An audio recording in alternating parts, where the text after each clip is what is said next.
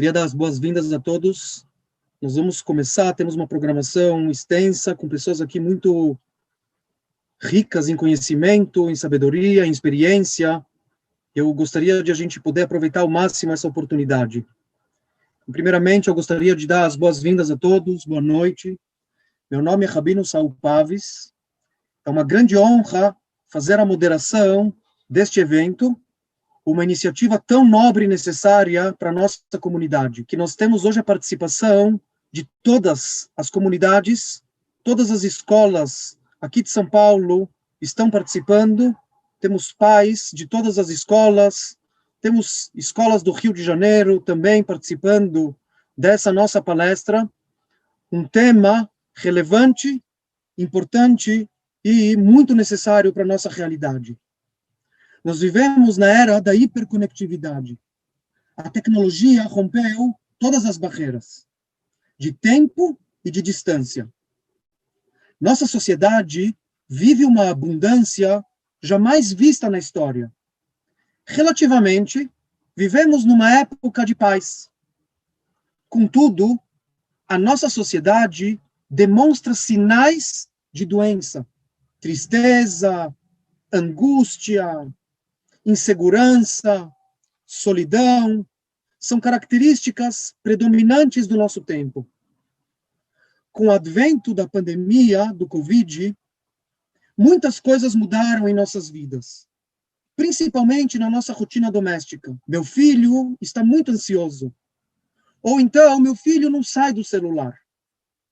Minha filha perdeu muito peso. Meu filho, ele anda muito irritado. Ou eu tenho percebido meu filho mais triste, ou até mais distante. A grande pergunta que paira é o que nós, pais, educadores, tutores, podemos fazer pela saúde integral dos nossos filhos? Como prevenir comportamentos de risco?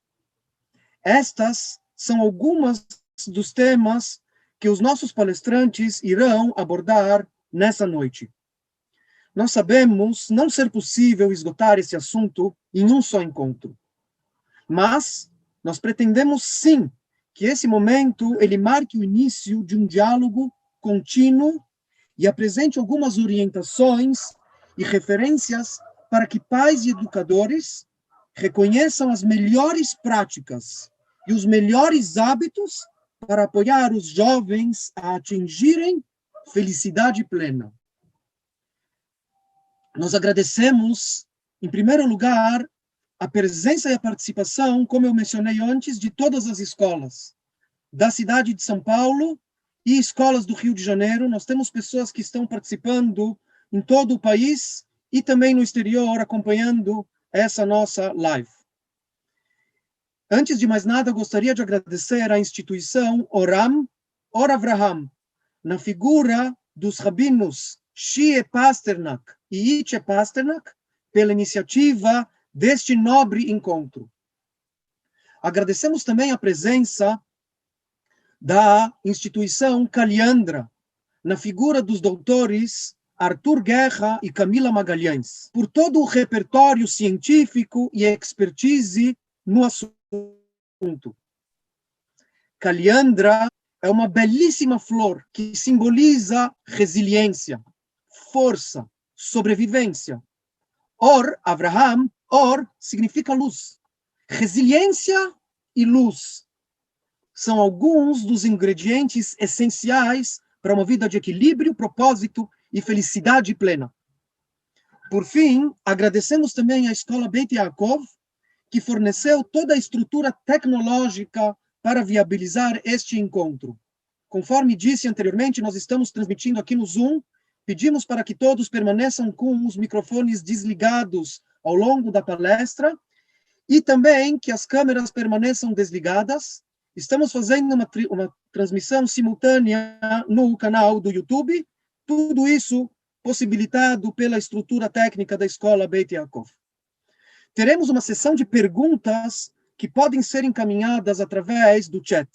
Obviamente, serão muitas as dúvidas e tentaremos, na medida do possível, mediar e apresentar algumas das dúvidas. Ao término da palestra, os rabinos e os doutores permanecerão disponíveis até às 22 horas para atender dúvidas específicas. Senhores, eu gostaria de apresentar nesse momento o Rabino Shie Pasternak.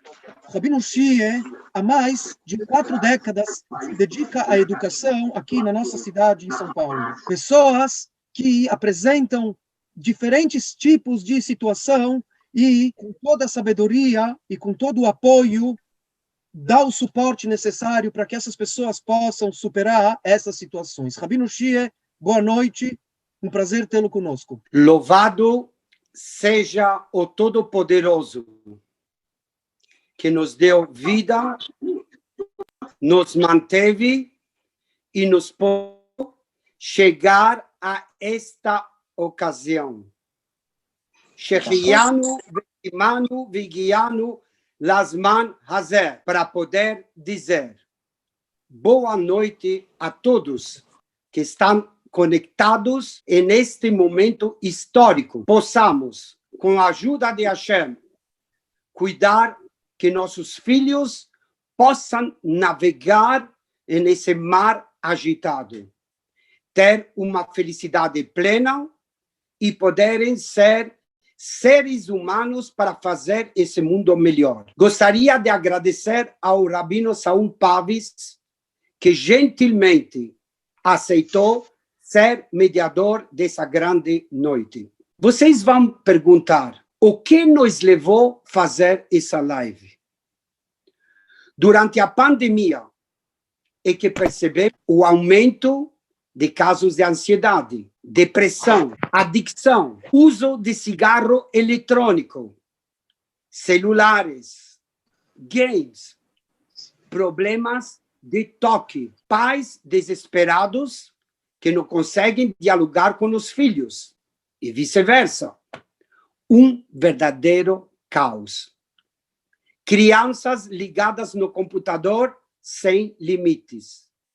Problemas e mais problemas. Que a coletividade achava que nós somos e estamos imunes. Mas, de repente, apareceu a verdade crua que sempre existiu. Vivemos numa negação. Gente, vamos ser francos e abertos. Um vulcão não aparece de uma vez, de repente.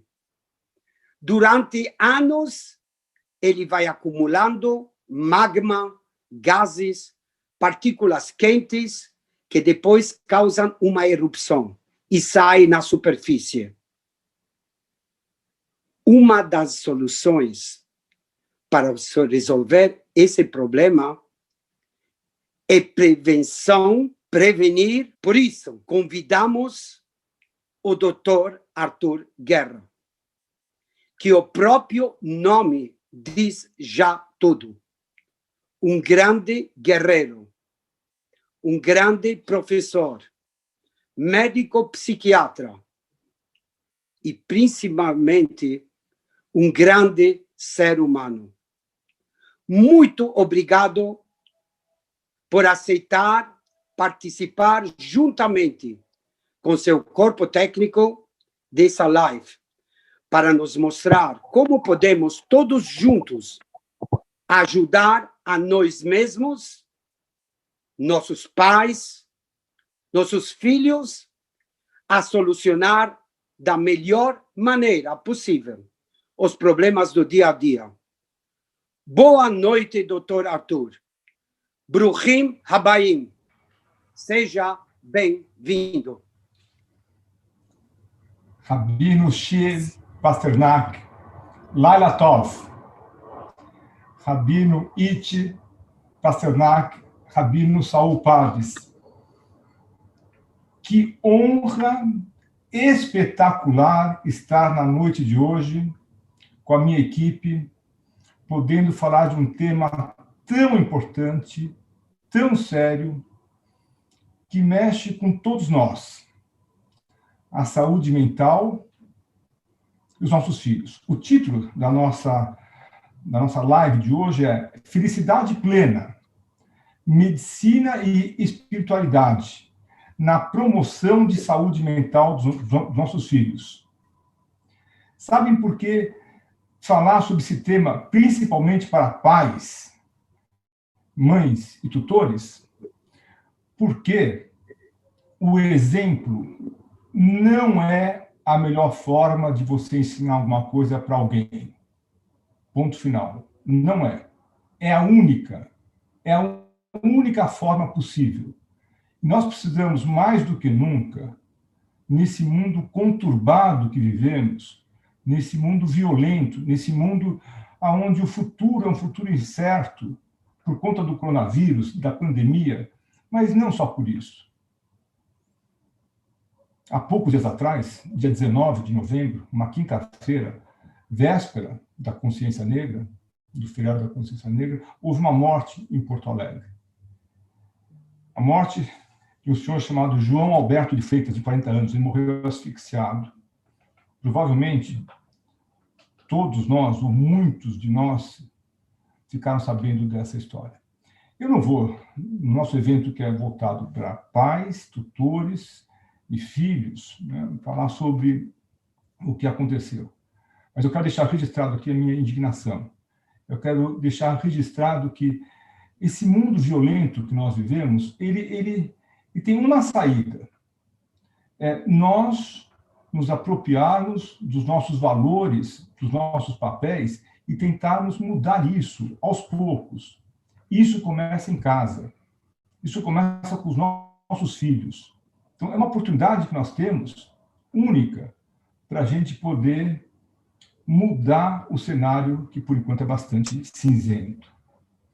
Para iniciar o nosso bate-papo, vamos primeiramente definir termos relacionados ao nosso webinar de hoje.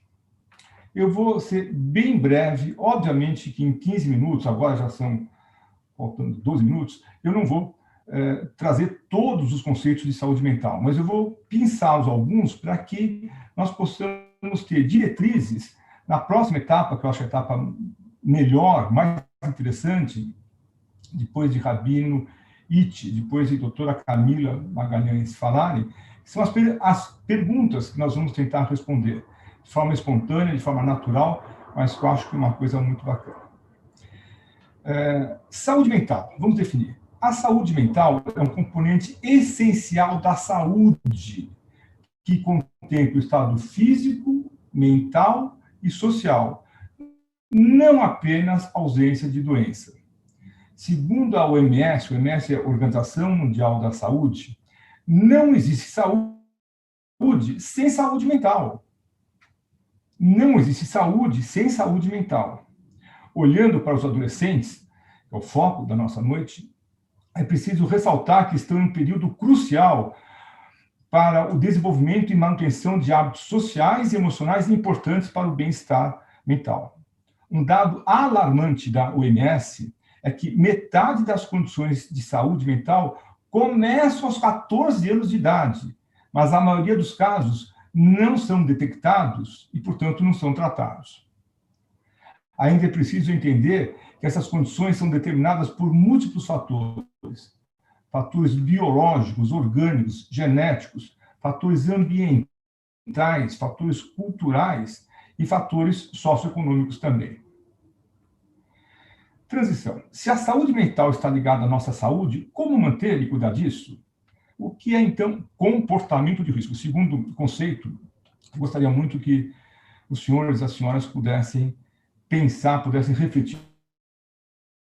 Preciso compreender o conceito de comportamento de risco, ou seja, a partir de qual ponto a pessoa se expõe a situações com maiores chances de desenvolver transtornos mentais, de contrair doenças, de se envolver em acidentes ou brigas, ou de colocar sua vida em risco ou a vida de terceiros em risco também. Isso pode ser influenciado por suas expectativas e como ele se relaciona com seus pais e amigos. Hora dos pais ficarem atentos, nós vamos ter isso também em seguida aqui.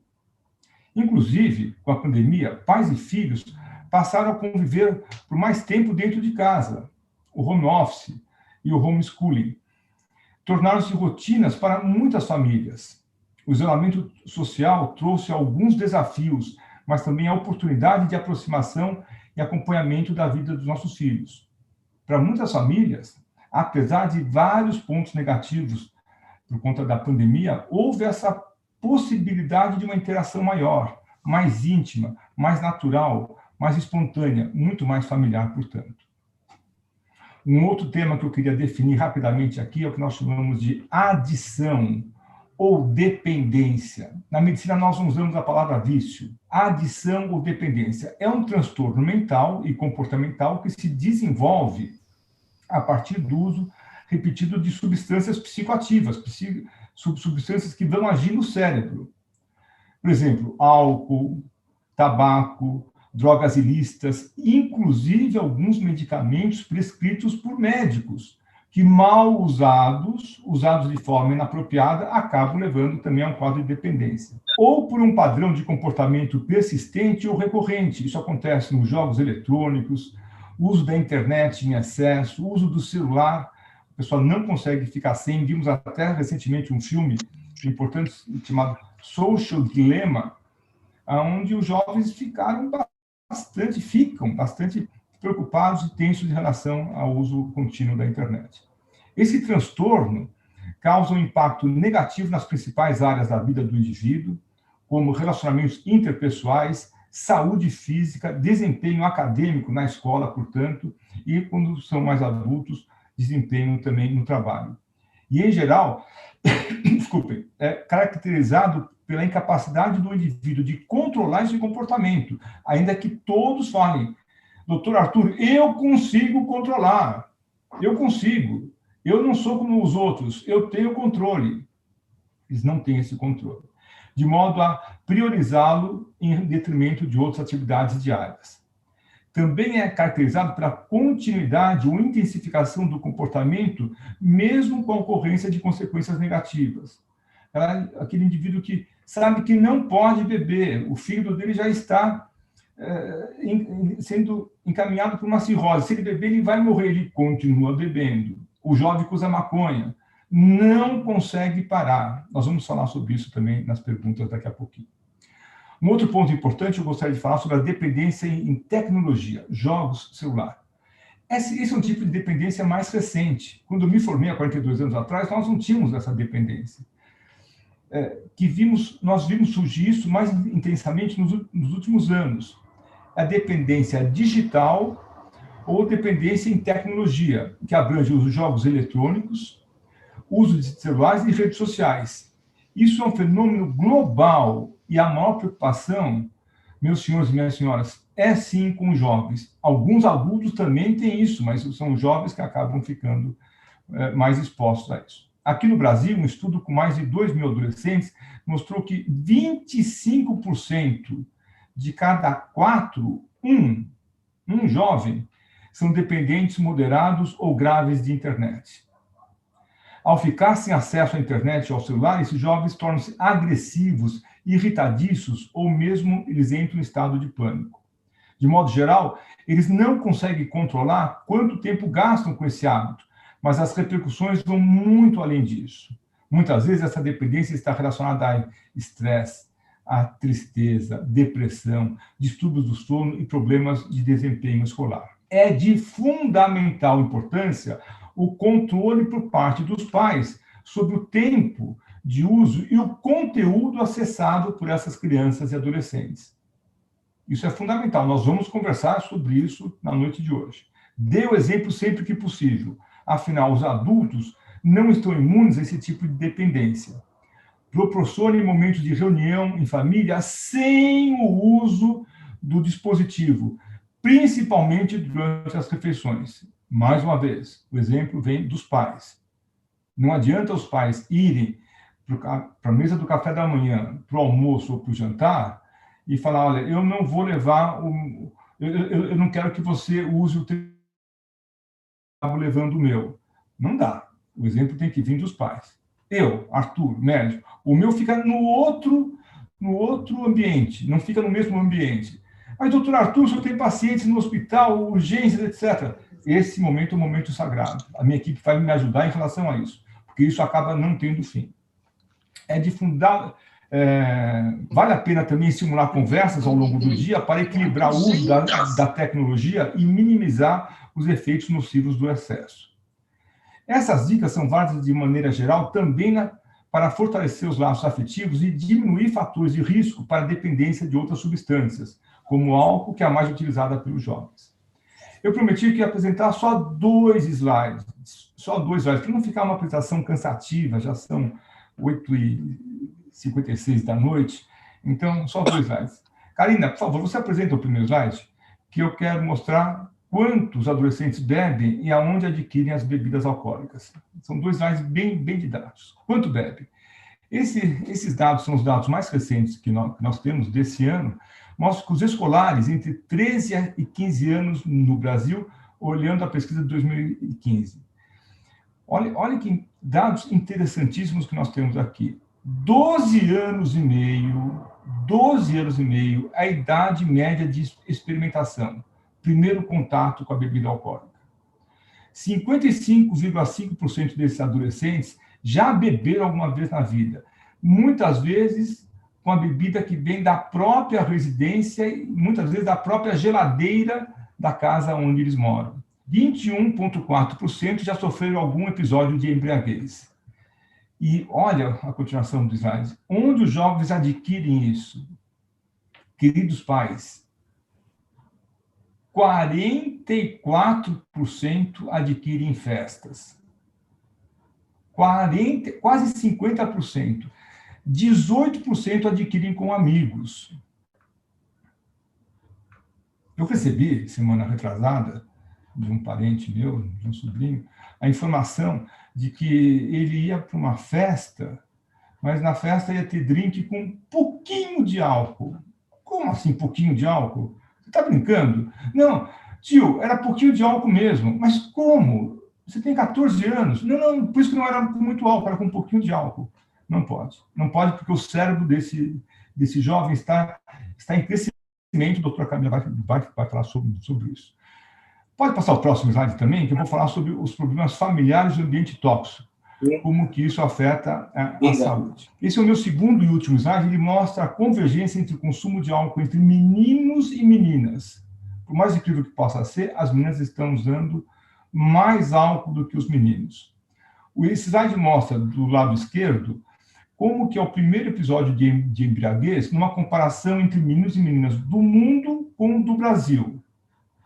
Primeiro episódio de embriaguez dos 13 aos 17 anos no mundo. As meninas com 20%, os meninos com 28%. Aqui no Brasil, as meninas, em vez de ser 20%, já são 27%, 26,9%. E os meninos, 27,5%, quase igual para igual. Já no segundo gráfico do mesmo slide, nós mostramos como é a experimentação e consumo no Brasil de 13 a 15 anos, entre meninas e meninos. Experimentação, primeiro contato, batismo, entre aspas, como eles falam. As meninas com 56,1%, na frente já dos meninos com 54,8%. Consumo mais frequente, uma vez ao mês. 25,1% para as meninas, 22,5% para os meninos. Vamos voltar? Podemos retirar isso só para poder eu seguir da mesma forma aqui. Né? Alguém fala, mas experimentar isso na juventude faz parte, não é, doutor? Esse é um período de grandes transformações e decisões que podem repercutir resultados positivos ou negativos para a vida toda. E os fatores que aumentam esses riscos? Nesse momento, eu gostaria de chamar a doutora Camila Magalhães, que trabalha comigo há 20 anos, então a nossa experiência junto é de 60 anos. Camila, obrigado por aceitar o convite para essa noite tão importante. Eu gostaria que você falasse um pouco sobre esses riscos. Obrigado. Muito obrigada mesmo. Boa noite a todos. É um prazer muito grande estar aqui com todos vocês, falando de um tema que nós entendemos como de extrema importância. Então, obrigada, Rabinos, pelo convite. É emocionante nós dividirmos a medicina com a espiritualidade, no sentido da gente poder olhar mais para a nossa sociedade, para a nossa população. Então, o Arthur começa fazendo uma pergunta aí super importante, porque a saúde mental na adolescência é um tema que tem ganho cada vez mais espaço, não somente entre os pesquisadores, os cientistas, educadores, mas pais de todo mundo. Isso porque os jovens, eles vivem num mundo um pouco diferente do mundo que a gente vivia há poucos anos. É um mundo super conectado, muito acelerado, exigente, e nós temos percebido que nunca a saúde mental dos jovens foi tão desafiada. E agora, nessa fase, então, que nós todos passamos, imaginávamos passar por algo tão adverso, né, nas nossas vidas, e ficarmos dentro de casa, e os jovens não poderem se conectar aos outros jovens como eles costumeiramente fazem. Então, nós tivemos que lidar com uma série de questões. Houve um estudo recente brasileiro que avaliou 40 mil pessoas, e os jovens foram que declararam estar sofrendo mais, estarem mais tristes, mais angustiados, mais ansiosos, estressados, comendo mais, jogando mais, ficando mais na internet, isso no Brasil todo. Claro que acompanha dados de todo mundo, mas eles justificavam isso como uma forma de lidar com essas dificuldades todas pelas quais nós estamos passando. Mas isso já vinha acontecendo antes, e muitas pessoas perguntam para mim, para o Arthur, mas por que o jovem? Como é que a gente lida com esse jovem nesse mundo atual? E a gente sempre responde que se a gente passa uma vida toda buscando equilibrar a nossa autoestima, que nada mais passarmos uma vida toda tentando buscar uma imagem confortável de nós mesmos, imagine isso nessa adolescência, ou seja, numa adolescência em que eles têm as redes sociais, em que eles têm que buscar uma imagem confortável deles mesmos, tendo o outro como parâmetro, né? A gente vive um momento em que surgiu a sigla FOMO, que é Fear of Missing Out. Não somente adultos, mas os jovens, eles ficam com medo deles estarem perdendo alguma coisa, deles não estarem tão ligados, antenados, ou evoluindo na vida como colega ou amigo, aquela outra família, porque a exposição é muito grande. Então, aí isso gera uma certa ansiedade, não é um transtorno, mas é algo que tem sido estudado no mundo todo. E a maneira, muitas vezes, do jovem lidar com isso já era fazendo um consumo do álcool, tentando, já é uma fase da adolescência a experimentação, mas é um desafio do mundo atual, porque a autoestima não é só corpo, beleza, nós sabemos que a autoestima é a busca da popularidade, a busca de uma adolescência em que eles entendam os próprios desejos,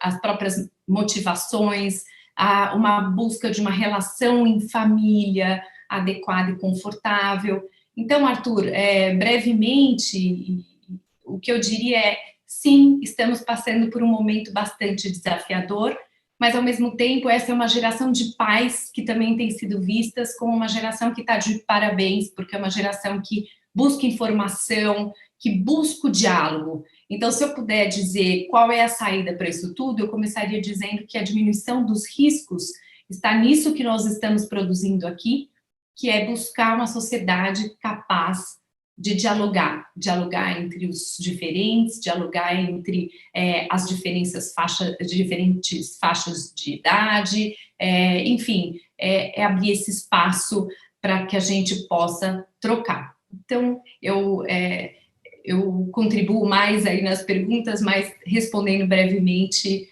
eu penso que esses são os desafios do mundo moderno.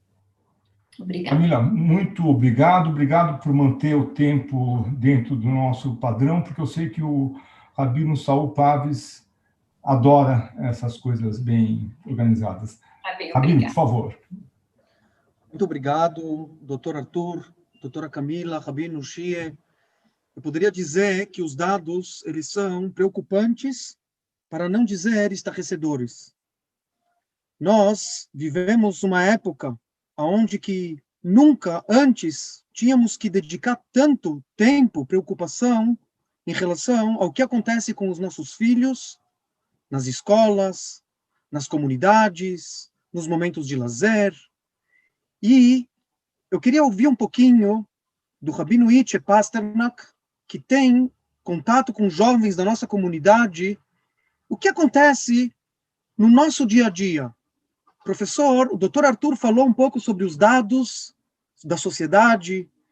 Praticamente 25% dos jovens já tiveram algum episódio de embriaguez, situações que iniciam muitas vezes cedo, 14 anos, jovens já manifestando algum tipo de comportamento que precisa um cuidado maior, uma atenção maior.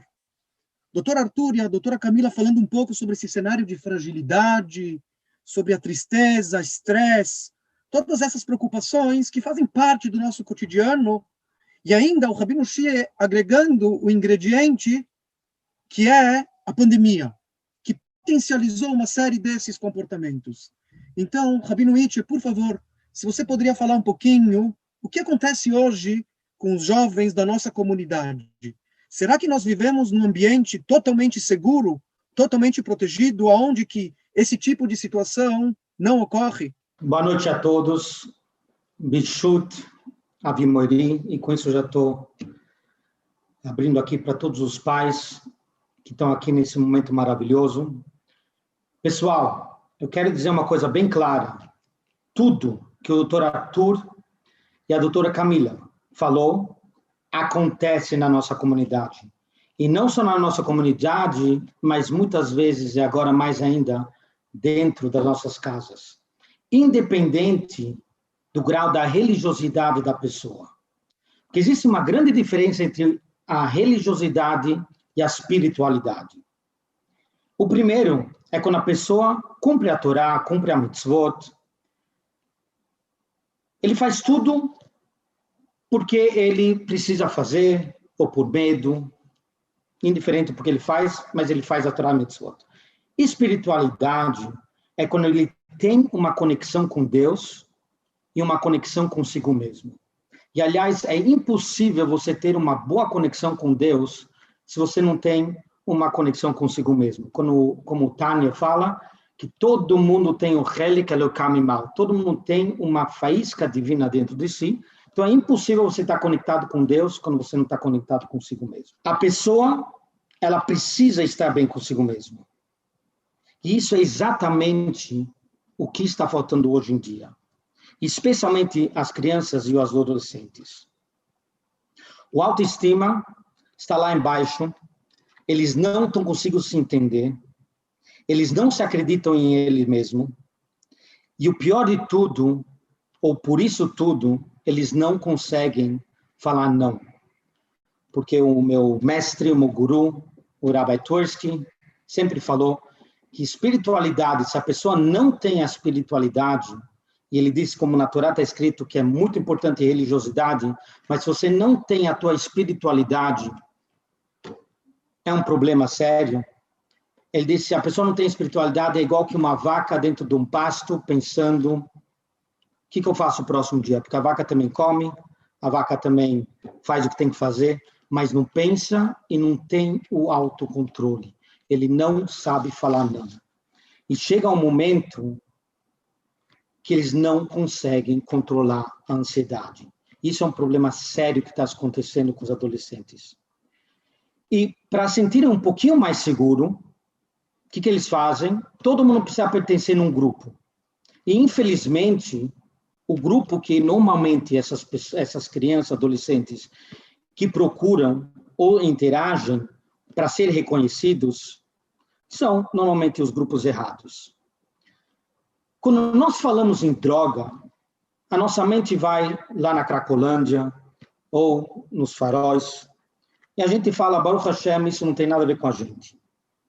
Mas, infelizmente, hoje em dia, a droga é o celular. Semana passada, 2 semanas atrás, um casal chegou no escritório falando sobre a filha que deram um celular para ela, de 10 anos de idade, e o deal foi, o trato foi, que 10 horas da noite tem que desligar o celular. Era 3 da manhã, o pai entrou no quarto e a criança ainda estava brincando no celular, o pai tirou o celular e disse, 2 dias você não ganha o celular. De manhã, a criança entrou em parafuso, literalmente, entrou numa ansiedade que os pais não sabiam como lidar com isso e entregaram de volta o celular para a menina. Agora, minha questão é, o que vai ser dessa criança quando ela vai ter 15 anos? O que vai ser, como ela vai lidar com as ansiedades e as questões dela quando ela vai ter 20 anos, vai começar a trabalhar, vai casar? É um problema seríssimo que nós temos aqui com nós mesmos. Cigarro eletrônico, que nós vamos falar nas perguntas e respostas, vamos falar um pouquinho mais sobre isso, mas cigarro eletrônico é uma droga, tanto contra outra, porque não tem controle quanto nicotina pode colocar, e os adolescentes estão fumando o tempo todo isso. Esquenta nos casamentos, comportamento de risco alimentar. Eu tenho adolescentes chegando no escritório, não comendo, com anorexia, e quando começa a conversar com eles sobre isso, você escuta, não, porque minha mãe fala que eu estou gorda, não, porque a minha amiga fala que está gorda, eu não estou bem, eu não estou assim, eu não estou assado. É um problema seríssimo que nós temos na nossa frente. E por isso, essa noite maravilhosa, nós temos que abrir os olhos, não podemos mais dizer, isso não acontece. Temos nas nossas casas, temos na nossa comunidade, e está na hora de fazer uma mudança. Rabino Saul, entrego de volta a palavra para o senhor. Muito obrigado. Muito obrigado, Rabino Itche. Nós vamos começar, então, agora uma sessão de perguntas e respostas. Eu queria convidar todos que tiverem alguma dúvida específica, participarem através do chat. A nossa equipe vai encaminhar as perguntas e, na medida do possível, vamos tentar responder as dúvidas e as questões que aparecerem. Eu vou pedir, então, para o Dr. Arthur, para o Rabino Shie, a doutora Camila, Rabino Itche, permanecerem, então, com as câmeras ligadas. O cenário, ele é um cenário bastante sensível. De um lado, como o Rabino Itche acaba de mencionar, nós estamos falando de uma realidade que ela não está distante, ela está no nosso próprio quintal, muitas vezes dentro da nossa própria casa. E talvez uma primeira pergunta que eu gostaria de lançar, Dr. Guerra, Rabino Shie, fiquem à vontade. O jovem, geralmente, ele fala como uma medida, talvez de proteção, mas ele fala, papai, isso daqui é normal, acontece com todos. Todos os jovens experimentam e passam por esse tipo de situação. Se eu não estiver fazendo as mesmas coisas, eu vou ficar de fora, como a doutora Camila mencionou antes. O temor de ficar de fora. Então, a minha pergunta seria, o que podemos fazer para prevenir esses comportamentos de risco? Rabino Shie, ou eu começo a falar, Rabino Saul? Doutor Arthur, posso já que o senhor começou, a Matril Bemitzvah Omrim Logmor, aquele que começa com o preceito, a gente fala para ele, por favor, continue. Tá bom, obrigado pela oportunidade. Eu acho que essa é uma pergunta, Rabino Saul, absolutamente nuclear. Somos obrigados a admitir que ninguém tem a receita final do que dá certo. O que nós sabemos, do ponto de vista da medicina, porque o seminário de hoje, o webinar de hoje, ele tem o objetivo de casar as duas leituras, a leitura religiosa com a leitura médica. O que há de melhor na leitura religiosa, o que há de melhor na leitura médica. Na medicina, um olhar vigilante dos pais. Qual o papel dos pais? Né? O papel é da educação e da saúde, até eles conseguirem administrar isso por conta própria. Então, esse olhar vigilante e carinhoso, vigilante assim, eu estou de perto, eu estou olhando, não pensa que eu não... Está tudo bem? Não está tudo bem, eu estou olhando, pai, mas você pega um pouco no meu pé, é o meu papel, quando você tiver a minha idade, você vai entender isso também, né? Carinhoso, porque os filhos são as coisas que nós mais amamos no mundo todo, né? E eu acho que, além disso, para prevenir comportamento de risco, Rabino Saul, eu acho que os pais têm que olhar quem são os amigos. Se os amigos dos filhos são amigos que estão próximos a comportamentos de risco, esse jovem ele fica mais vulnerável. Não quer dizer que ele também vá ter, mas ele fica mais vulnerável para também apresentar daqui a pouco são algumas semanas, alguns meses, no máximo poucos anos, os mesmos comportamentos de risco. Então, eu acho que os pais têm sim essa função de esse olhar vigilante e carinhoso, com muita doçura, mas na casa funciona assim, em cima do que nós chamamos esses combinados. Obrigado, doutor Arthur. Rabino Shie, por favor. Eu vou usar uma palavra do doutor Arthur. A palavra do doutor Arthur chama-se exemplo. Vou contar uma pequeninha história. Tinha uma vez um pai que pegou a sua criança para a sinagoga. E ele foi para a sinagoga rezar. A criança estava aprontando. Não quis rezar. Uma criança que já sabia rezar, não quis rezar. E o pai insistindo.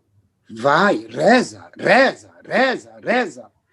E a criança, quem mais o pai falava, mais diferente ele fazia. De repente, o pai perdeu a sua postura.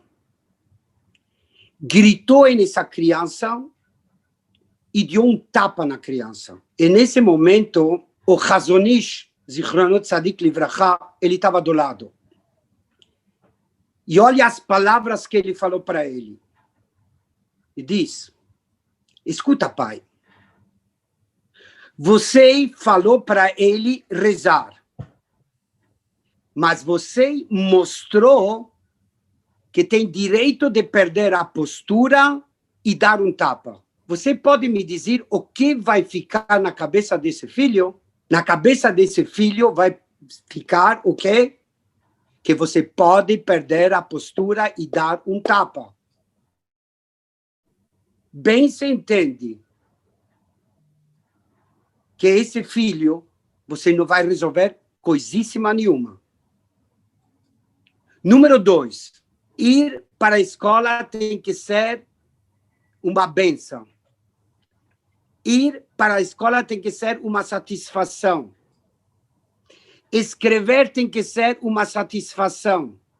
Se um professor, quando uma criança faz uma coisa errada, manda ele escrever 100 vezes, eu não vou fazer mais coisa errada, escrever vai ser para ele um castigo, ele nunca mais vai querer escrever.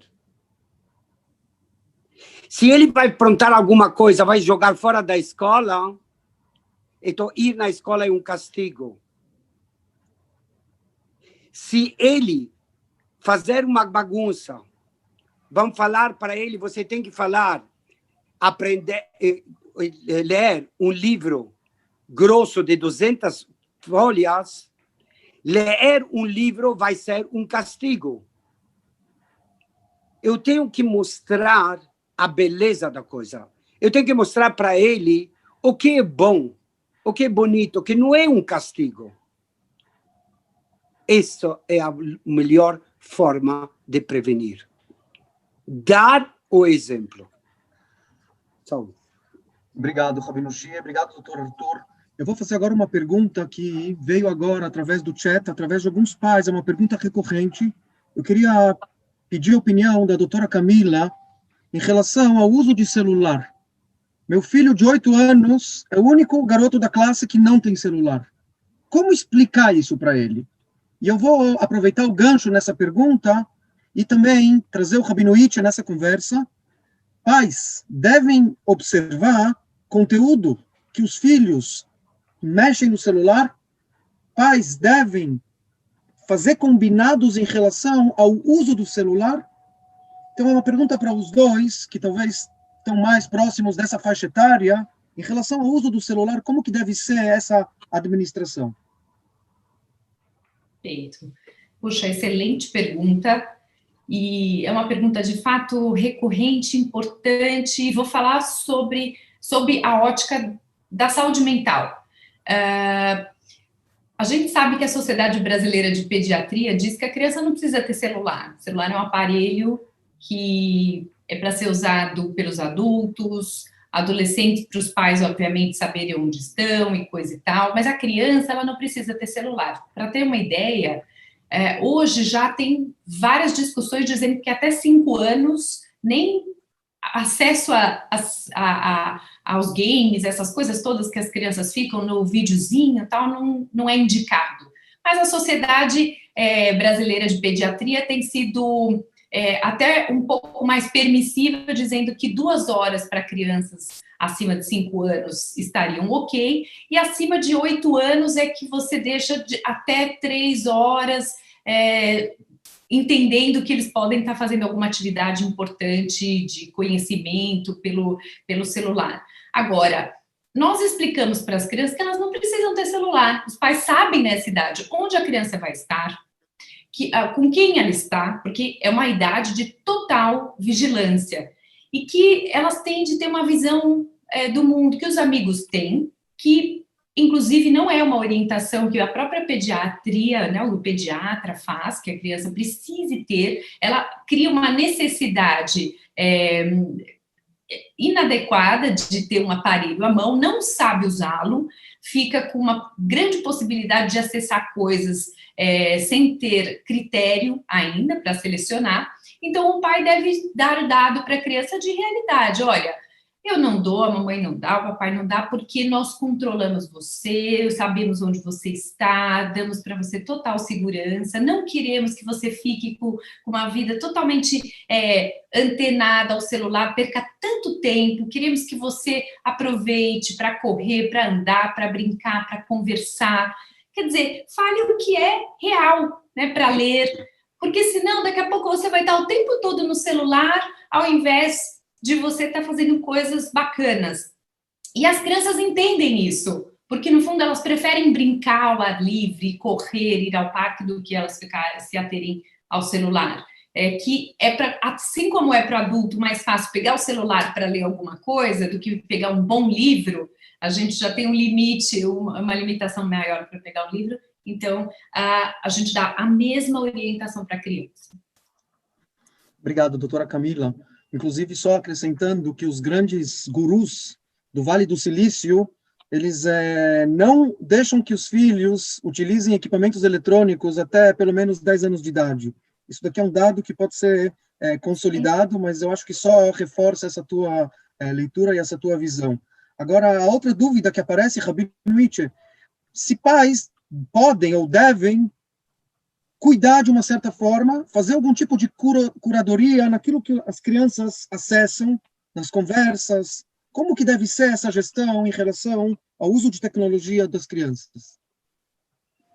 Primeiramente, depende muito também da idade, mas vamos falar, se a gente está falando de 10 anos, 11 anos, com certeza precisa ter limite, e ao contrário, como a doutora Camila falou um pouquinho sobre isso também, que a criança, na hora que ele vê que o pai tem controle, eu não estou falando controle obsessivo, mas controle como o que está fazendo, com quem está conversando, com quem está fazendo e olhando as coisas, ele também se sente protegido. Ao contrário, engraçado, duas coisas que os adolescentes e crianças, quando chegam no escritório e eles falam, as duas primeiras coisas que eles mais reclamam dos adolescentes é assim, meus pais não me entendem. Nunca estão aí por mim, nunca estão em casa, nunca perguntam, querem esquecer de mim. No sentido que o quê? Isso tem duas coisas. Porque os pais também não param de encher, isso é uma questão que eles acham, mas a segunda é como você perguntou agora, criança de 10 anos, com certeza precisa ter controle. E a criança se sente mais segura. Exatamente. Rabino Itze.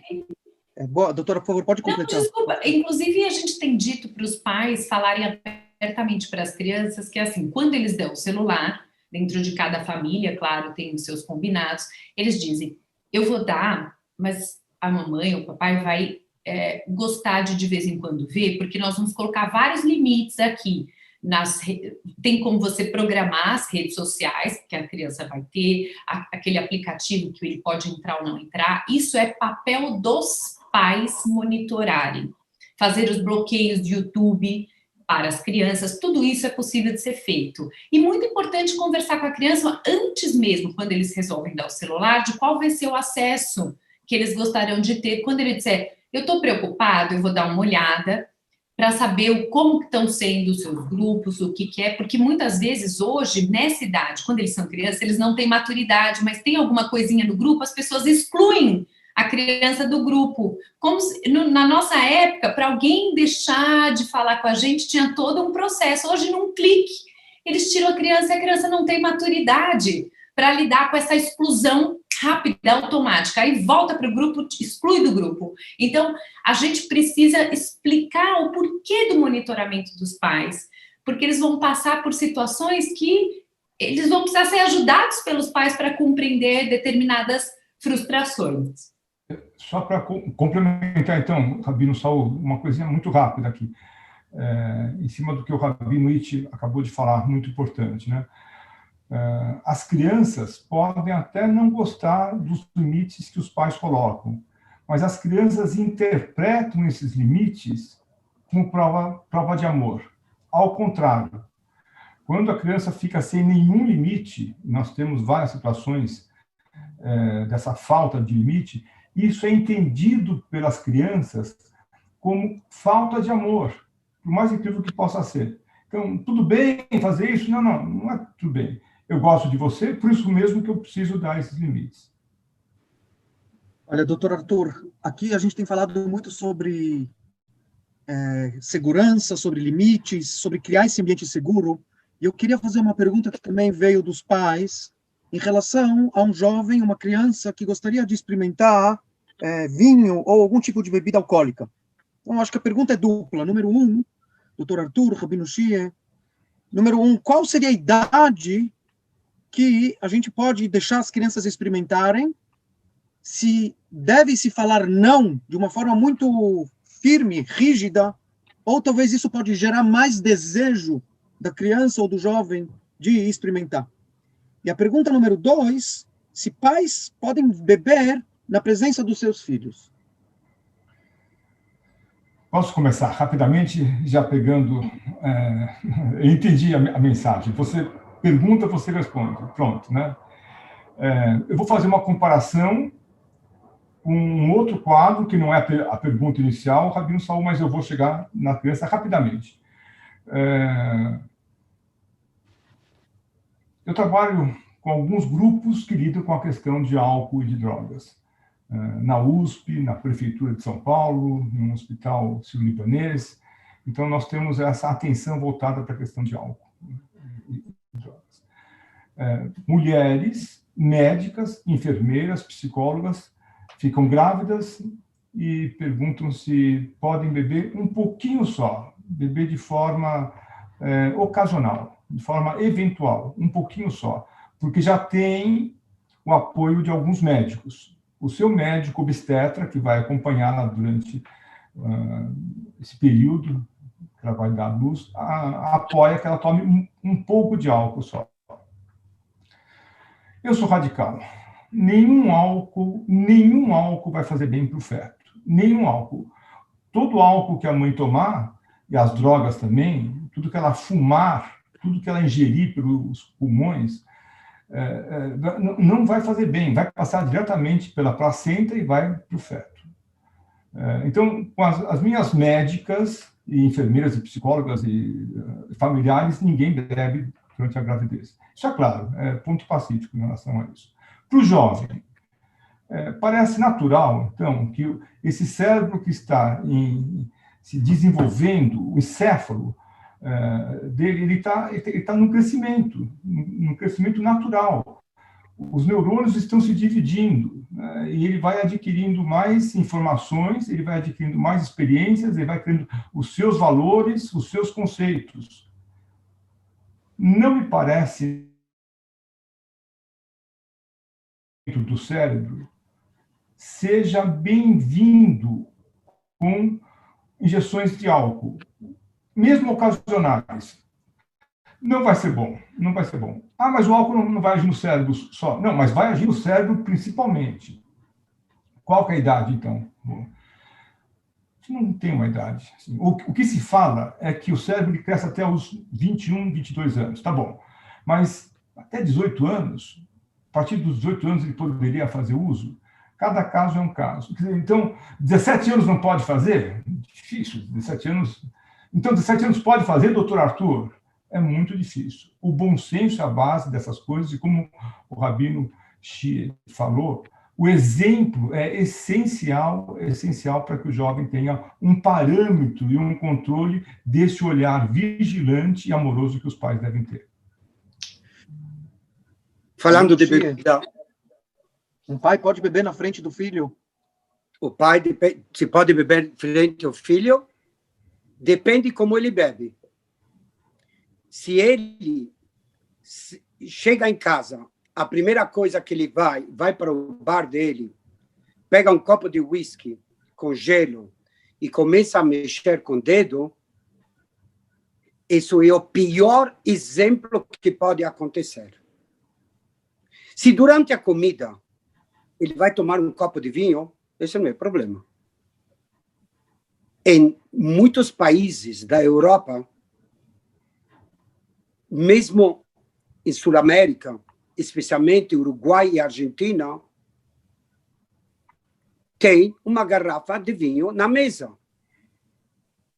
Se ele bebe normal, se ele bebe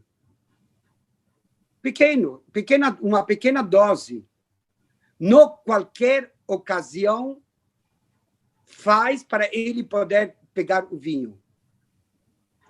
Ele não deve fazer isso perante o filho. Porque ele tem que saber muito bem, se ele beber sem limites, não importa como ele diz, muitas vezes quando chegam no escritório e começa a falar, a primeira coisa que eu pergunto para o pai, você bebe? Ele me responde socialmente. Essa palavra socialmente é péssimo. E especialmente eu quero deixar aqui bem claro, não tem nenhum problema de beber álcool. Não tem nenhum problema de beber vinho. Até tem muitos médicos que dizem que faz bem para o coração tomar um copo de vinho todo dia. Isso não tem problema, não é esse o problema. O problema chama-se esquenta.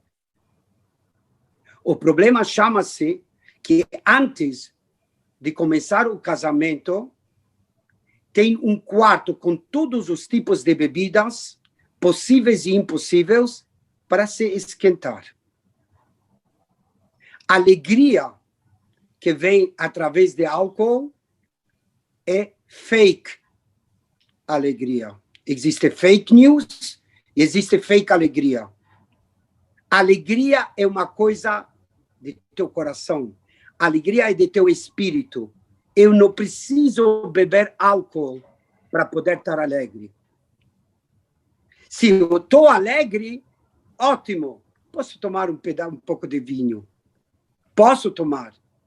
Mas eu esquentar para poder dançar, então você está, como se diz nos Estados Unidos, no inglês, you are in trouble.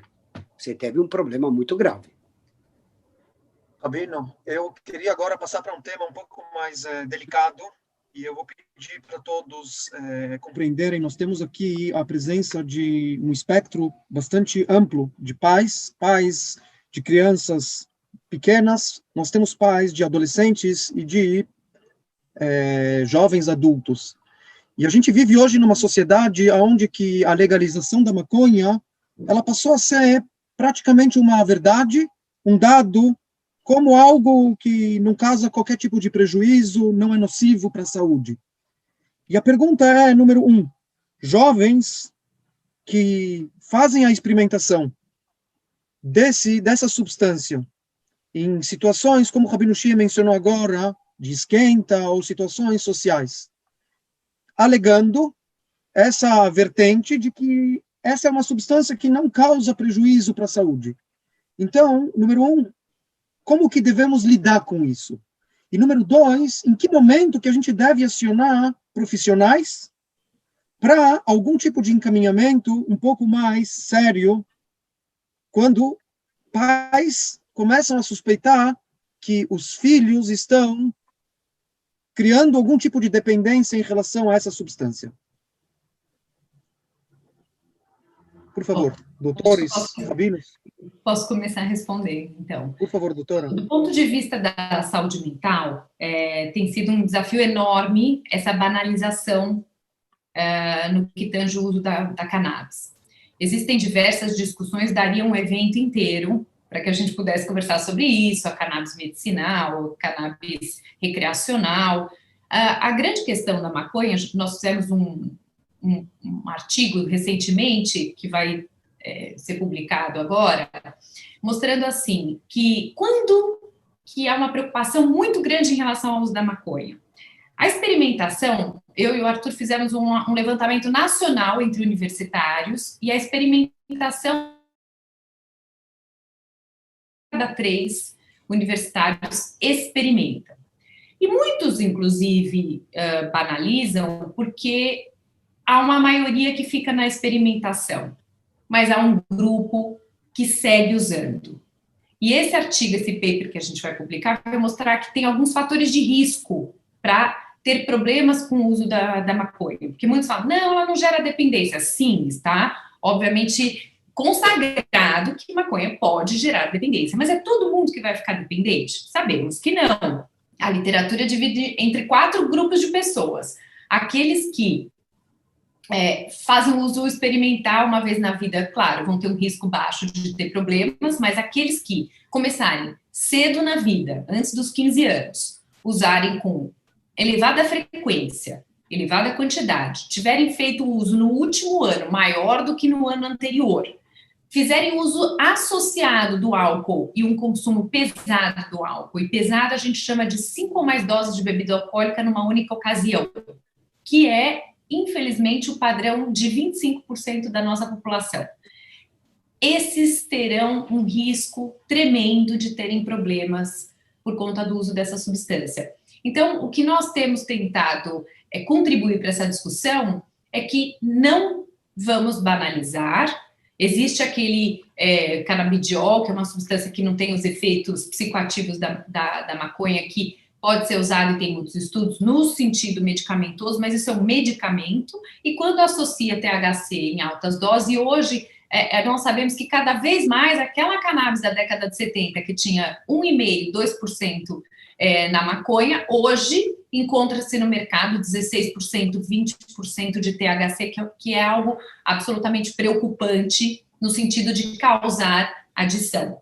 Então, o nosso recado tem sido, não é algo para ser banalizado, postergar qualquer substância na vida de um jovem vai ajudá-lo, né, que foi até tema do meu doutorado, e isso, algo que a gente entender que muitos experimentam álcool antes dos 18, mas em torno de 40% de jovens numa faixa etária aí, entre 17 e 24 anos, mas com uma especial atenção para que esse uso, se combinado com a família, ok, você experimentar, que ele não seja recorrente. Quanto mais a gente jogar para frente, menos problema esse jovem vai ter por conta do uso de substâncias, em especial o álcool e a maconha, eu diria essas questões. Vamos ficar atentos, porque geralmente ele começa até nesses jovens que praticam a bebedeira, ou como o próprio Rabino falou, o esquenta. Uma das políticas públicas que a gente tem mais que bater forte na nossa comunidade é não ter festa open bar. Festa open bar, álcool disponível assim, livre, nunca é bom para ninguém. Esse é o meu recado. Eu quero complementar o recado da doutora Camila aqui, rapidamente. A maconha é uma droga especial, né? A maconha é uma droga que ela não está no grupo que causa uma dependência gigante, mas causa sim, e ela é uma droga que não é legalizada ainda. Ela já é legalizada em 2 países do mundo. Ela é legalizada no Uruguai e no Canadá. O Canadá é o primeiro país com PIB grande, que legalizou. A maconha também é legalizada em alguns estados norte-americanos da Califórnia. E a tendência do mundo, sim, é, aos poucos, ir legalizando um pouquinho mais. Devagar, devagar, vai ficando um pouco mais legalizada, né? Qual que é a minha visão? A minha visão é a visão de um médico. Eu não tenho absolutamente nada contra quem pense de forma diferente. Hoje as empresas trabalham olhando a maconha como um grande business para o futuro e querem ter lucro com isso. Eu não tenho nenhum problema em relação a isso. Mas eu, como médico, 66 anos e formado há 42 anos, eu tenho uma visão diferente que eu não vou esconder nesse momento, né? Para mim, existem dois tipos de maconha. A maconha medicinal, que tem propriedade, sim, que deve ser prescrita por médico, obviamente. É meio óbvio. Sim, mas quem que prescreve se aquele paciente deve tomar a maconha como um agente terapêutico? É o médico, não é ele, ou o grupo que ele pertence, né? É o médico, porque senão a gente começa a inverter esses valores. E tem o uso da maconha como lazer, o famoso brisa, para o pessoal relaxar. Muitas vezes quem defende o uso da maconha pensa também nesse modelo. O que a medicina sabe? A medicina sabe que quanto mais cedo começar a fumar, maiores as chances de ter dependência. Segundo, quanto mais cedo começar a fumar maconha, maior a chance de ter problemas relacionados ao uso da maconha, especialmente de dependência, de problemas de falta de atenção, de memória, de concentração, começa a ter um rendimento pior na escola, os amigos são aqueles que fumam maconha só. Como é que os pais devem lidar com isso, na minha visão? Informação. Os pais têm que ler, sabendo que os jovens vão ler as outras matérias com um volume 20 vezes maior, mas os pais devem ler e ter certeza que aquela leitura é a leitura da ciência, a leitura básica, a leitura que dá mais consolidação para aqueles dados. Por último, nenhum produto que é fumado, que entra pela sua boca e desce, em vez de descer pelo esôfago, vai para a traqueia e vai para os pulmões, nenhum produto é um produto saudável. Cigarro não é saudável. Maconha não é saudável. Cigarro eletrônico não é saudável. Isso é a visão da medicina. Eu sei que, além da medicina, tem outras visões comerciais. Falam, não, vamos fazer, etc. Tal. Não conte com a medicina para apoiá-los numa hora dessas. Doutor Arthur, muito obrigado pelo esclarecimento. Doutora Camila, deixa eu só aproveitar tanto a fala do doutor Arthur quanto a tua fala. Eu queria, talvez, agora acionar um pouquinho o Rabino Itche. Você falou sobre a questão do esquenta. Você mencionou a questão do consumo, dessa consumação de maconha em situações que são situações de lazer. E aqui alguns pais também perguntam, como fazer para minimizar essa situação? Ou seja, existe quase que um consenso comunitário de que as festas elas têm o open bar. Então, o que pode ser feito para que essa situação ela se reverta, que as pessoas consigam compreender a gravidade dessa situação em relação à nossa comunidade? Rabino Itche, isso que a doutora tem escrito, isso que o doutor Arthur tem falado, acontece na nossa comunidade, pessoas beberem a tal ponto de a gente ter que fazer aqui um webinar com mais de 400 pessoas participando nessa live aqui do Zoom, mais de 150 pessoas assistindo a nossa palestra pelo YouTube. A gente precisa parar a cidade de São Paulo, Rio de Janeiro, Manaus, Brasília, Texas, Israel, o mundo inteiro. Mas isso daqui não é algo que nos diz respeito. Rabino Itche, por favor, fala um pouquinho sobre a nossa realidade. Rabino Saul, que honra, uma questão tão fácil. Responder em 2 minutos, está maravilhoso. A doutora Camila, você vai me ajudar nisso também, né? Por onde eu vou começar? Primeiro, de novo, eu quero agradecer a todo mundo que está aqui, porque isso vai dar um chacoalhão, porque está na hora da gente dar um chacoalho. Até agora a gente estava colocando debaixo do pano, ninguém queria ver. Está na hora, como o Rabino Saul, você mesmo falou, está na hora de chacoalhar esse negócio. A esquenta não tem razão para isso. E não só isso, um monte de adolescentes que chegam no escritório com problemas sérios de autocontrole e não conseguem se controlar. E, literalmente, quer dizer, você bebe uma coisinha, ótimo, mas está falando do adolescente que não consegue parar de beber.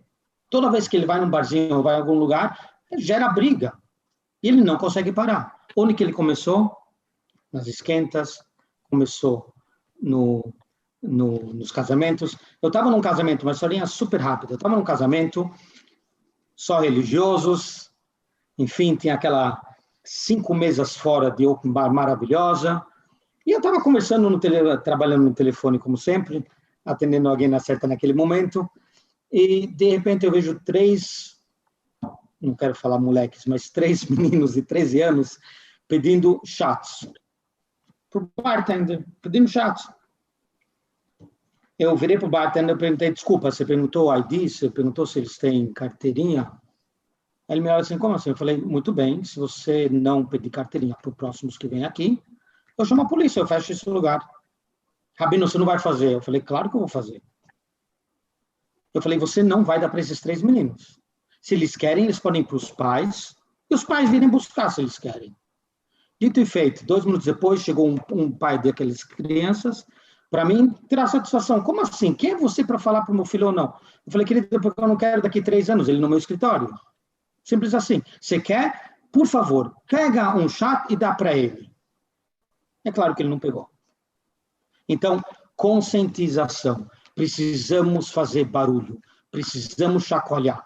Os pais precisam falar com as crianças sobre isso. A mesma coisa maconha, a mesma coisa bebida. Tem crianças descendo. Crianças, estou falando de 15 anos, 16 anos, descendo no prédio, agora nessa pandemia, e cada um com uma garrafa, e acabam a garrafa lá. Ou os pais não sabem, ou eles fecham o olho. Independente, tem que chacoalhar isso. Não sei se respondeu, mas pelo menos eu botei para fora o que eu tinha no coração. Respondeu muito. Rabino Shie, tem aqui uma dúvida. Doutora, por favor, doutora. Então, só ia dizer que ele tem toda a razão. Esse é um problema de todas as comunidades. Não é um problema em especial de nenhum grupo. Isso tem sido enfrentado no Brasil e pelo mundo todo. Mais um pouco nos grandes centros urbanos, onde as crianças, jovens, adolescentes se permitem mais essas experimentações. Mas o que eu diria é assim, primeiro, como os pais vão falar, abram um canal de comunicação com as crianças, com os jovens, explicando o porquê disso. Faz parte dessa fase da vida, essa questão da farra, do querer tentar, do pensar que o esquenta é inofensivo. Por exemplo, o cigarro eletrônico, ele é atraente, apesar de proibido desde 2009 no Brasil, é atraente, parece um chip, ele é cool, eles chamam ele de vape, tem vários apelidos para o cigarro eletrônico, mas os pais têm que saber algumas coisas, que ele é prejudicial, porque ele tem óleos que fixam no pulmão, no alvéolo e podem dar insuficiência respiratória. Tem muitos jovens no mundo com problema respiratório por conta de cigarro eletrônico.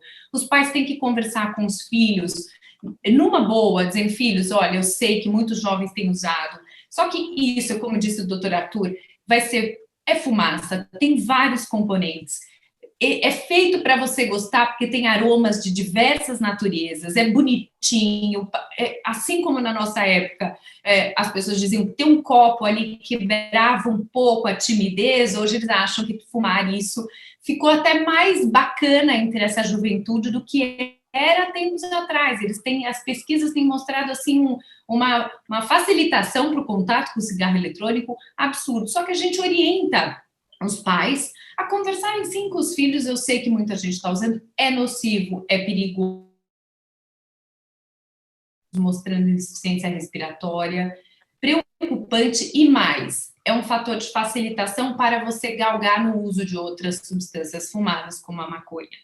E eu concordo plenamente com It, só encerrando, que sim, os pais têm que estar de olho, alguns são permissivos até por desconhecimento, acha que é só uma farra daquele dia, mas a gente combina antes em casa com os filhos, que assim, ó, o pessoal vai beber, esse esquenta não é legal, o mundo inteiro, os jovens em muitos países têm diminuído europeus, assim, já porque eles facilitavam muito, pais eram permissivos, e aí eles viram que isso não deu certo e que era bom passar a mensagem correta para os filhos. Vamos evitar esse comportamento abusivo. Quanto mais tarde você entrar em contato, melhor para você. E alternativas para isso são alternativas que a gente ensina no passado. Quanto mais esse jovem estiver aberto para encontrar pessoas, enfrentar uma conversa sem beber nada, mostrar para ele que tem outras formas de prazer, esporte, leitura, a gente não fica tão simplista, né, achando que o prazer está ao alcance da mão. O prazer, ele precisa ser algo que ele é buscado com mais profundidade. As coisas mais prazerosas que tem são aquelas mais batalhadas, mais conversadas, mais dialogadas, e não essas coisas rápidas, são efêmeras, e o jovem, ele aprende isso, claro, mais para frente, mas esse eu acho que é o exemplo que a gente pode dar. Eu queria só completar mais uma coisinha quando eu falei sobre... Desculpa, doutora Arthur. Não, pode falar, Rabino Itch, depois eu falo. Quando eu só falei, porque eu comentei que os pais têm que falar com as crianças. Eu não estou falando para esperar até 15, 16 anos. Quando chega no álcool, você pode falar com a criança com 12 anos, com 11 anos, que a bebida faz mal. Quando chega na maconha, pode já falar, porque antigamente a gente tem esse negócio que, e ainda mais nós judeus, ainda que vem ainda da Europa, que no Stetale, sabe, nas cidadezinhas, não tinha internet, não tinha nada, então você podia segurar o negócio até 17, 18 anos. Pessoal, se nós não falamos para as crianças, eles vão saber. E quando eles vão saber de lugares errados e com informações erradas. Então, não tem nenhum problema de abrir o jogo com as crianças e falar abertamente. Rabino Itch, eu queria aproveitar essa tua fala, porque era a pergunta que eu ia direcionar para a outra barba branca que a gente tem aqui na nossa tela. As duas são quase brancas igual, mas a do Rabino Shie é uma branca de calejada. Mais experiência. Rabino Shie, a pergunta é, esse assunto ele deve ser trazido para um jovem antes de que ele se desperte para isso? O assunto de bebida, o assunto de fumo, de maconha e outros tipos de comportamento de risco, a gente deve expor os nossos jovens a esse tipo de tema antes de que ele venha nos procurar em relação a isso? Eu vou te falar em bem ser curto e grosso. Antigamente, a casa estava na rua. Hoje, a rua está dentro de casa. Essa é a grande diferença. Número 1. Número 2. Chegou o momento para nós criarmos vergonha na cara e dizer uma vez por todas, nós temos esse problema. Nunca na história tinha tanto vinho kasher das melhores marcas do mundo. Nunca teve tantos licores e álcool como tem hoje. O que você quer? Tem tudo com ashgaha, e se não basta uma, tem 2 e 3 carimbos para dizer que é kasher. Por quê? Seguramente porque tem usuário. Se não teria usuário, não teria isso aqui. Não seria o momento que nós nos sentamos e todos aqueles que fazem casamentos dizer, olha, minha gente, de hoje em diante, é nessa sinagoga, onde vai se fazer casamentos, tem algumas sinagogas que se faz casamentos, não vai ter esse negócio de esquenta. Acabou.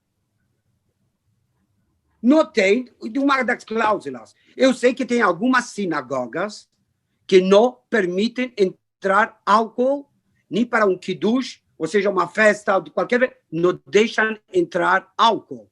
Gente, eu quero contar para vocês uma pequena história. Alguns anos atrás, eu estava com minha família, eu estava fora para Simchat Torah.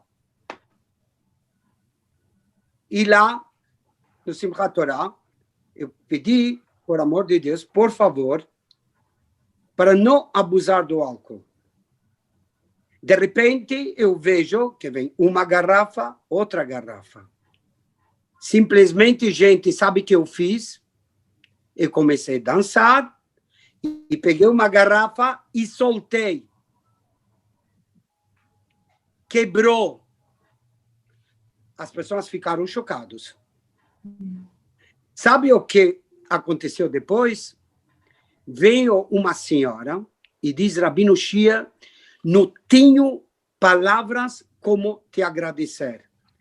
É a primeira vez que Simchat Torah, meu marido, está comendo junto com a família. Porque toda vez eu tinha que ir buscar ele da sinagoga, pegar ele exatamente e levar para a cama. Levar para dormir, para dar o bêbado. Gente, eu quero dizer mais uma coisa. Existe nos Estados Unidos uma coisa que se chama Kiddush Club. O clube do Kiddush. Kiddush, desculpa, doutor Arthur, Kiddush é que você faz uma festa depois da... E eles começam um esquenta. No meio da Kriyat Torah, já começa o esquenta. Eu escutei de esposas que vieram falar comigo que o marido nunca almoça em casa. Ele não faz kiddush em casa. Ele não tá, ele fica dormindo e só acorda quando? Domingo de manhã. Gente, se nós não vamos pegar medidas drásticas e dizer não, isso não tem limites. Doutor Arthur, eu estou com você. Estou com você e não abro. Não existe álcool, pouco, médio, não existe. Fala, doutor Arthur. Ele me provocou, Rabino Saul, eu preciso responder para ele. Ele fez uma provocação, eu tenho direito de resposta aqui. Rabino Shia, sim, pensamos da mesmíssima forma. Né? E não é só. Acho que tem um outro ponto que a gente deve também colocar o dedo. As marranés, né? Com o uso de maconha, até pelos monitores. Como é o nome do monitor mesmo? Madrish? Eu não sei, mas a gente acaba pegando dessa forma. Só para complementar o que tinha sido muito bem falado pelo Rabino Iti e pela doutora Camila também. Open bar, eu só queria voltar para esse ponto. Assim, faculdade de Medicina, eu sou professor de duas faculdades, Faculdade de Medicina da USP e Faculdade de Medicina do ABC. Não pode ter mais festa com álcool. Não pode porque tem briga, etc. Tal. Os estudantes de medicina bebem muito, muito, muito. São os que mais bebem em todos os tipos de universidades, todas as unidades das faculdades. O que todos entraram num acordo? Open bar? Não. Jamais. Não pode. Acordo entre os alunos, acordo entre a diretoria, acordo entre os produtores de bebidas alcoólicas, que vendem as bebidas alcoólicas lá. Open bar para estudante universitário de medicina não pode, nem na USP, nem no ABC. Por quê? Porque 90% vão usar o open bar de forma regular. Ok, 10% vão passar muito mal. E, às vezes, 10% que nem são alunos da faculdade, que vão lá e vão beber a mais. Então, outra vez, Rabino Shia, o exemplo é essencial para que a gente possa avançar em relação a isso. Doutor Arthur, eu vou pedir agora licença. Essa pergunta eu vou tentar direcionar para o senhor, para não parecer tendenciosa a resposta. Porque aqui alguns pais têm questionado a questão dos limites. A gente tem falado muito sobre a necessidade dos limites, até para criar um ambiente que é um ambiente protegido, um ambiente seguro para os nossos filhos. E talvez a maior dificuldade hoje é de colocar os limites, principalmente no que diz respeito aos celulares. Como você faz para reduzir e limitar o tempo que eles ficam no celular, quando o normal é que não se tenha limite? Quer dizer, você vive numa sociedade onde que muitos pais permitem ou que não fazem, exercem qualquer tipo de controle, e você que é um pai ou uma mãe presentes, que querem criar um ambiente protegido para os teus filhos, você tem uma dificuldade muito grande pelo contexto onde que ele está inserido. Então, a pergunta é como criar esses limites? E aí vale isso para celular, para jogos eletrônicos e para outros tipos de uso de tecnologia, principalmente. Rabino Saul, para quem que é a pergunta? Para o doutor Arthur. Olha, os rabinos eu já imagino, mas, nesse caso, eu gostaria de escutar alguém sem barba. Eu começo, Camila, e aí depois. Olha, Rabino Saul, assim, o mundo é feito de limites. O mundo é feito de limites. Quanto mais cedo os nossos filhos puderem aprender isso, melhor. Eu vou dirigir meu carro na estrada. Eu tenho um limite na velocidade, senão eu vou ser multado. Mas é assim mesmo. Vou ser multado quantas vezes? Quantas vezes eu ultrapassar aquele limite? Os jovens entendem muito bem uma coisa chamada combinado. Combinado o que é? Está combinado fazer isso, está combinado de eu ir na casa do meu amigo, depois ele vem na minha casa. Isso é um combinado. Está combinado que eu tenho que estudar para passar de ano e ter uma posição na vida. É um combinado. Se o jovem não entender isso, pelo exemplo que o pai der, pelo exemplo que a mãe der, de quem que vai vir? Eu não tenho nada contra as políticas públicas na esfera federal, na esfera estadual, na esfera municipal. Aliás, eu sou o coordenador de uma política pública chamada Programa Redenção, que cuida da Cracolândia. Rabino Shi, obrigado pela sua ajuda com a sua ONG Oram, que só a prefeitura não consegue fazer. Mas as políticas públicas, por si só, também não vão funcionar. Esse limite que os pais devem dar, quanto mais cedo para o jovem, melhor. O que é limite? Limite é o seguinte, você pode ficar, aí é um combinado entre os pais e os filhos. Um dia eu conheci uma diretora de escola que falou uma coisa muito certa. Ela falou assim, não adianta você dar um limite e se você não checar depois. Olha, você vai ter que chegar em casa até meia-noite, ok? Aí o pai não checa se chegou depois da meia-noite ou não. Você vai chegar em casa e você vai vir bem, você não vai estar alcoolizado. O pai não tem medo, parece que tem vergonha, não sabe como lidar com isso. Esse limite que não fica claro para o filho, não vai ficar claro para a vida dele depois.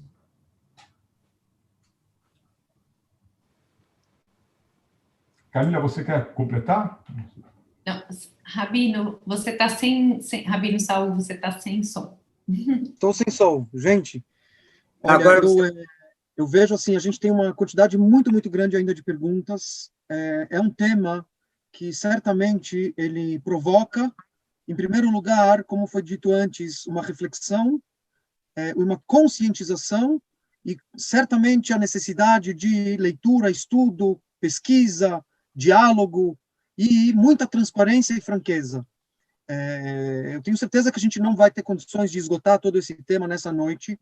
Vamos passar, então, para o fechamento. Eu vou deixar, na sequência, a gente vai passar aqui no chat alguns contatos, tanto dos rabinos quanto dos doutores. Nós temos endereços na nossa comunidade que podem ser acionados em situações de preocupação e em que pais eles sintam a necessidade de algum tipo de ajuda, de aconselhamento, de uma forma anônima. Certamente eles vão ser bem acolhidos. Nós vamos, na sequência, também divulgar a gravação desse nosso encontro e, se Deus quiser também, distribuir alguns materiais de leitura científica, de alguns materiais de leitura, para que os pais possam ter mais subsídio nesse dia a dia dessas questões. Só antes, então, de passar para a última mensagem, eu queria ler uma frase do grande mestre da alegria. O nosso tema hoje é a felicidade plena. E não existe falar sobre felicidade sem mencionar o grande sábio Rabbi Nachman de Breslev, que foi o grande sábio da alegria. O Rabbi Nachman de Breslev, e com isso eu queria encerrar, na sequência convidar os rabinos e os doutores para uma mensagem final. lembre-se sempre, na busca espiritual, a alegria não é meramente um aspecto secundário. A alegria é vital. Nós falamos sobre espiritualidade, nós falamos sobre felicidade, nós falamos sobre conexão, nós falamos sobre pertencimento, nós falamos também sobre limites, nós falamos sobre direcionamento, e eu acho que tudo isso daqui nos mostra um canal e um caminho para que a gente possa ter a felicidade plena. Rabino Shie, por favor, a sua mensagem de encerramento. Eu gostaria de contar uma pequena história que eu vi no livro da Jita Alberstam, chamado Little Miracles, Pequenos Milagres.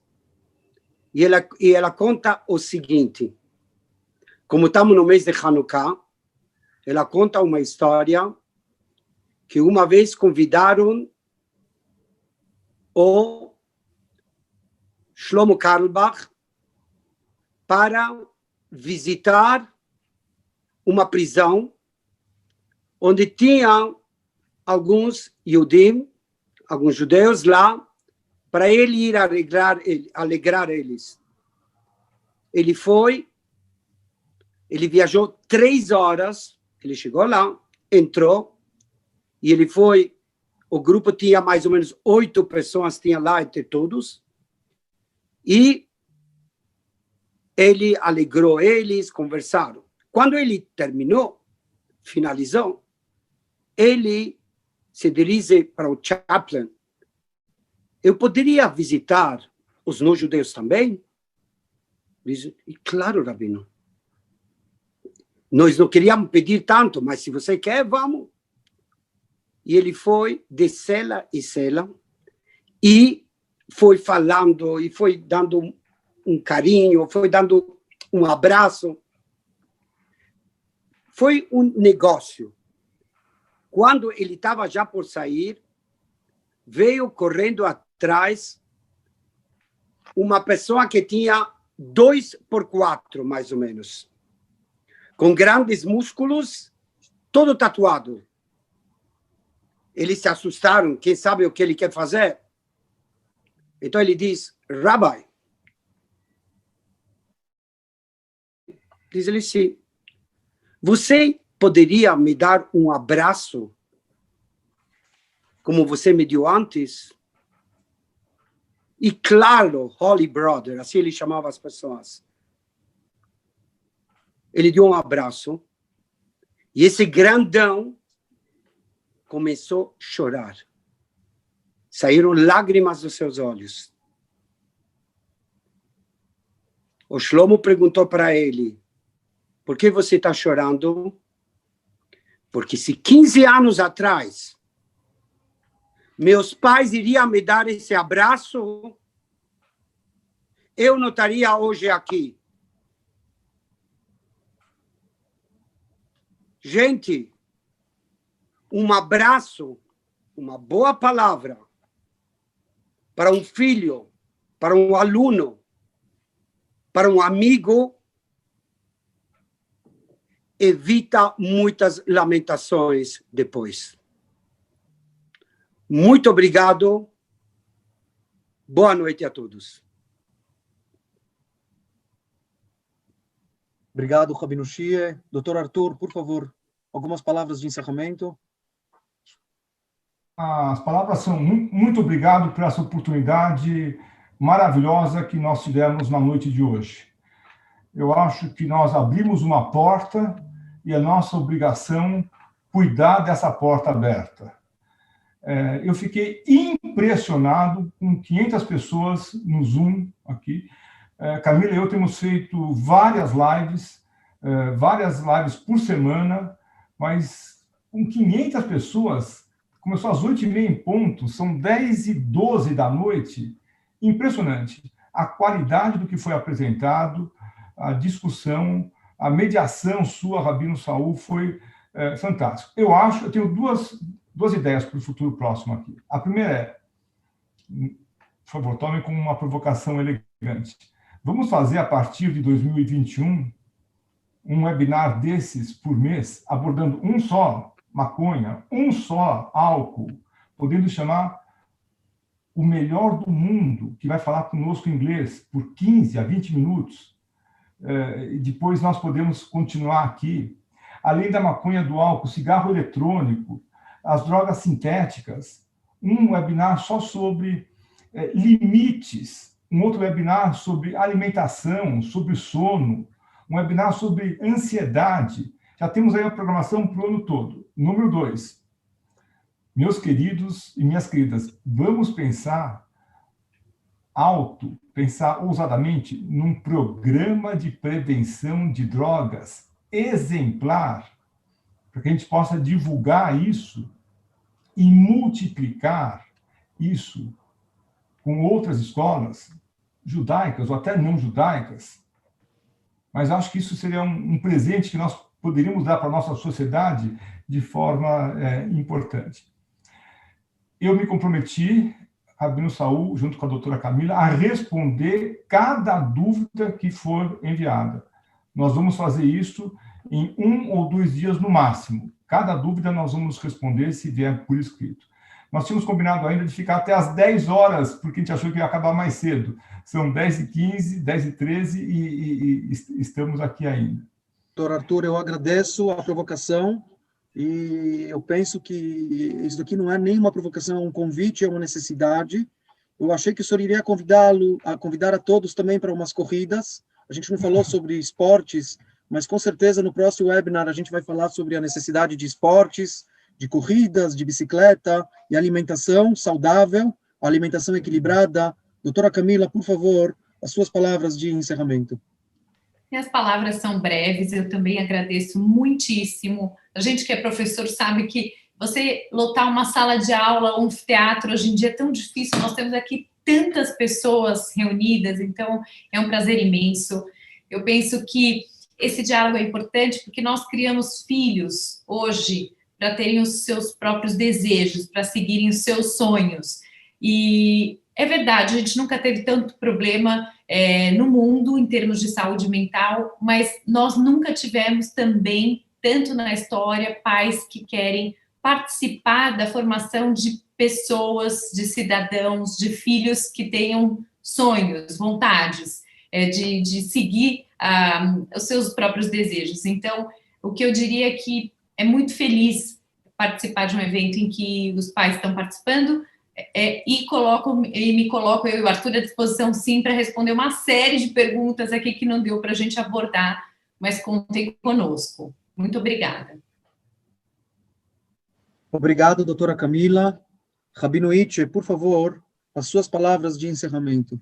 Nós estamos aqui só chamando a atenção no chat, nós publicamos os contatos do Rabino Itche, do Rabino Shie, nós publicamos também o contato do Kaliandra, e quem tiver algum tipo de consulta, que deseja algum tipo de conversa individual, por favor, pode fazer esse contato com os especialistas. Queridos pais, eu gostaria só de dizer, procurar ajuda não é demonstrar fraqueza. Muito pelo contrário, é mostrar sabedoria. Porque eu também tenho filhos, tem vezes que eu também não sei lidar com eles. Muitas vezes não sei lidar com eles. Mas eu procuro ajuda. Porque se eu não procuro ajuda agora, eu vou chorar depois. E está na hora da gente parar de fechar os olhos. E cada criança, isso meu pai sempre fala, toda criança é boa. Você só tem que saber lidar com ela. E como chegar naquele coração puro. Então, procurem ajuda. Acreditem em si. Fazem certeza para dar aquele abraço maravilhoso no teu filho. Porque ele precisa escutar, eu te amo. Muito, muito, muito obrigado. Olha, obrigado a todos. Eu acho que encerrar com as palavras, cada um aqui falou um encerramento que foi realmente emocionante. Eu confesso a vocês que tive que segurar as lágrimas, mas a mensagem de amor, essa mensagem de carinho, de acolhimento, essa mensagem de que as crianças elas se sentem que elas são valiosas e que a gente precisa a cada instante reforçar isso daqui. Eu acho que isso certamente faz não só dos nossos lares lugares melhores e mais seguros, mas faz do mundo um lugar melhor e mais seguro, e quiçá que a gente possa fazer essa contribuição não só para a nossa comunidade, mas para toda a sociedade. Se Deus quiser que a gente possa nos encontrar em alegrias, em momentos felizes, e que a gente, quando for necessário, tenha a coragem e a possibilidade de conversar sobre as dificuldades e sobre os nossos desafios. Um grande abraço a todos, muito obrigado pela presença e pela participação, uma boa noite, e se Deus quiser, um bom fim de ano, que a gente está entrando agora no Chodesh de Kislev, um mês de muita luz, que a gente possa ver em breve essa luz toda emanando para toda a humanidade. Muito obrigado. Muito obrigada. Boa noite a todos. Boa noite. Toda rabá.